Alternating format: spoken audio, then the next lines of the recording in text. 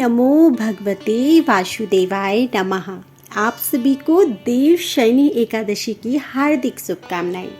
आज देवशयनी एकादशी के अवसर पर रसपान कीजिए देवशयनी एकादशी व्रत कथा का तथा संपूर्ण जानिए देवशयनी एकादशी की व्रत विधि के विषय में।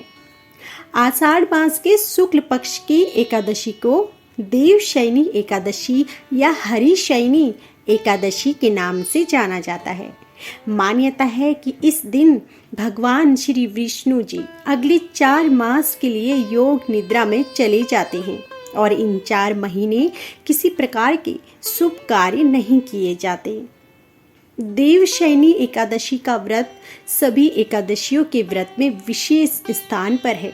इस दिन एकादशी का व्रत रखने के साथ व्रत कथा का पाठ भी जरूर करना चाहिए।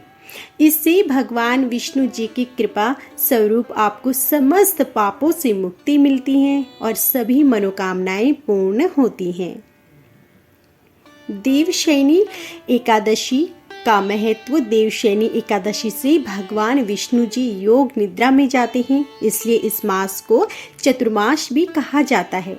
इस दिन से भगवान शिव संसार का संचालन करते हैं। इस दिन से सभी मांगलिक कार्य करना वर्जित हो जाता है। इसके बाद देव उठनी एकादशी से सभी मांगलिक कार्य फिर से आरंभ हो जाते हैं। धार्मिक शास्त्रों के अनुसार आषाढ़ शुक्ल पक्ष में एकादशी तिथि को शंखासुर दैत्य मारा गया। अतः उसी दिन से आरंभ करके भगवान 4 मास तक क्षीर समुद्र में शयन करते हैं और कार्तिक शुक्ल एकादशी को जागते हैं।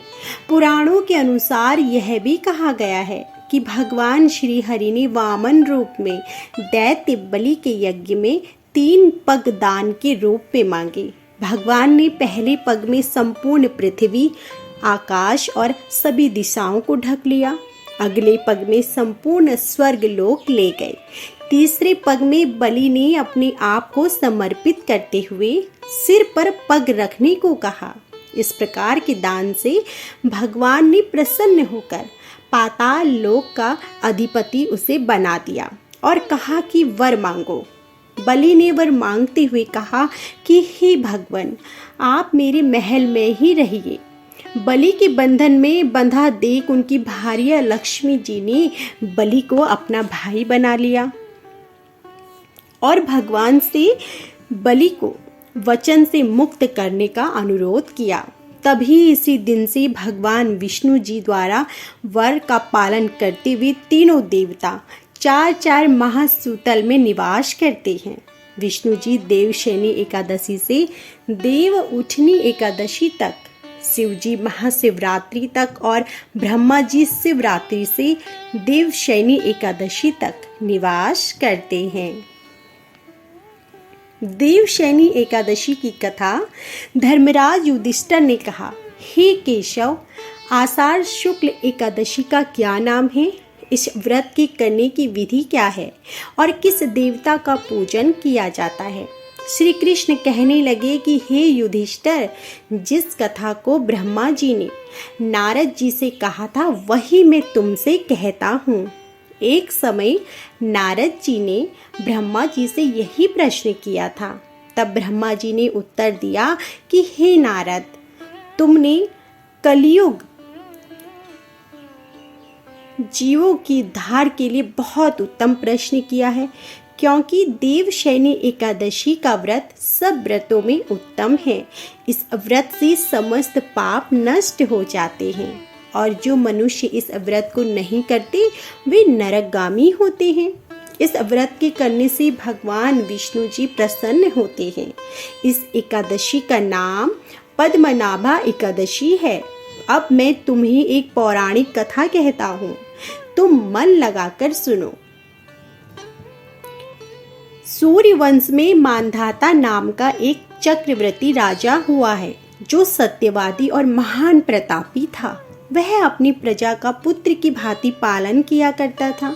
उसकी सारी प्रजा धन धान्य से भरपूर और सुखी रहती थी। उसके राज्य में कभी अकाल नहीं पड़ता था। एक समय उस राजा के राज्य में 3 वर्ष तक वर्षा नहीं हुई। और अकाल पड़ गया। प्रजा अन्न की कमी के कारण अत्यंत दुखी हो गई। एक दिन प्रजा राजा के पास जाकर कहने लगी कि हे राजा, सारी प्रजा त्राही त्राही पुकार रही है, क्योंकि समस्त विश्व की सृष्टि का कारण वर्षा है। वर्षा के अभाव से अकाल पड़ता जा रहा है और अकाल से प्रजा मर रही है। इसलिए हे राजन, कोई ऐसा उपाय बताएं जिससे प्रजा का कष्ट दूर हो। अब राजा मानधाता कहने लगे कि आप लोग तो ठीक ही कह रहे हैं, वर्षा से ही अन्न उत्पन्न होता है और आप लोग वर्षा न होने से अत्यंत दुखी हो गए हैं। मैं आप लोगों के दुखों को समझता हूँ।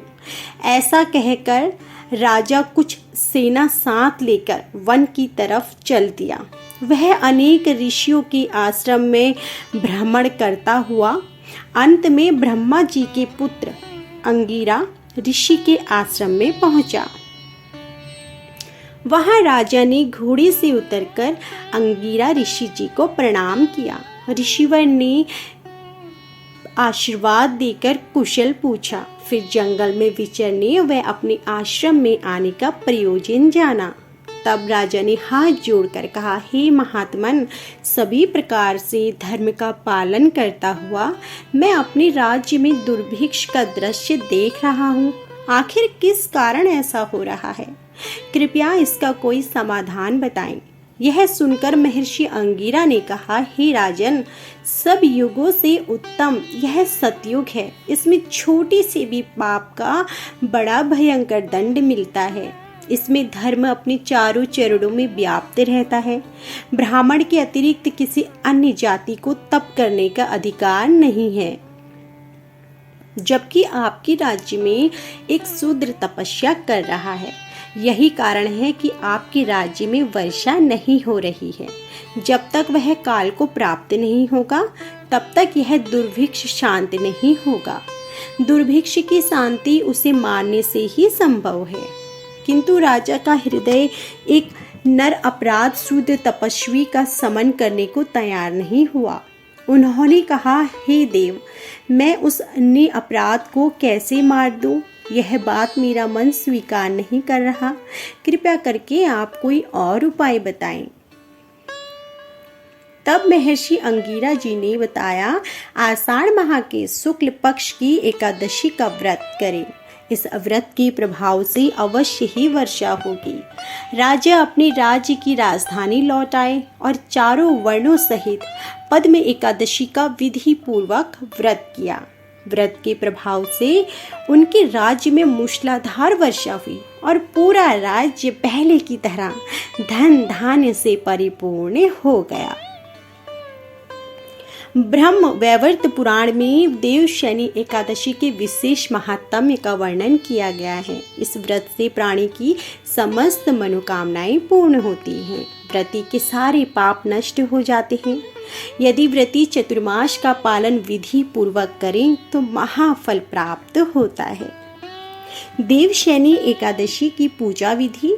देवशयनी एकादशी के दिन सुबह जल्दी उठकर स्नान करें, फिर साफ स्वच्छ वस्त्र धारण करें। इसके बाद श्री विष्णु जी को जलाभिषेक करें और उनका ध्यान करें। फिर भगवान विष्णु जी को फूल, चंदन, अक्षत, नैवेद्य अर्पित करें। इस बात का ख्याल रखें कि भगवान विष्णु जी को इस दिन जो भी भोग लगाएं उसमें तुलसी जरूर डालें। इसके बाद भगवान विष्णु जी के मंत्रों का जाप करें। साथ ही भगवान विष्णु जी के स्तोत्र का भी पाठ करें। अंत में भगवान विष्णु जी की आरती उतारें और पीपल के पेड़ की भी पूजा करें।